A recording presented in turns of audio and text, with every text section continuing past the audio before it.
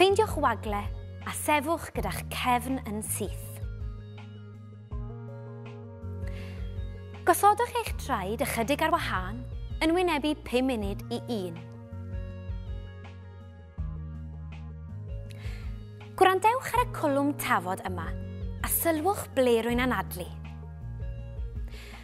Pam bod blaen blewyn barf gafr y bardd yn gam? Am ei bod yn pori galed gelyn ar ochr clawdd ardd y bardd. Dyna pam fod blaen blewyn barf y bardd yn gam.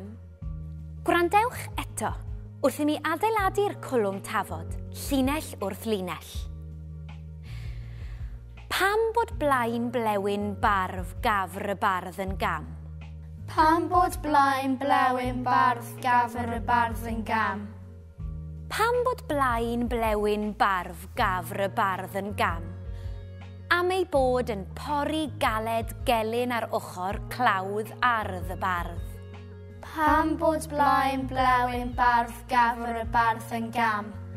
Am ei bod yn pori galed gelyn ar ochr clawdd ardd y bardd. Pam bod blaen blewyn barf gafr y bardd yn gam? Am ei bod yn pori galed gelyn ar ochr clawdd ardd y bardd. Dyna pam bod blaen blewyn barf y bardd yn gam.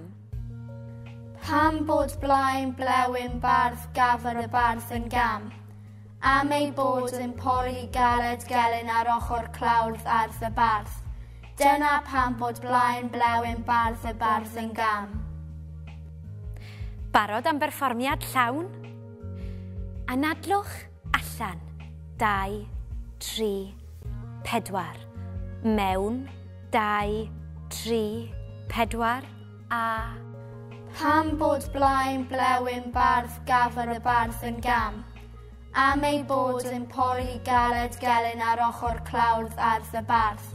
Dyna pam bod blaen blewyn barf y bardd yn gam. Ardderchog.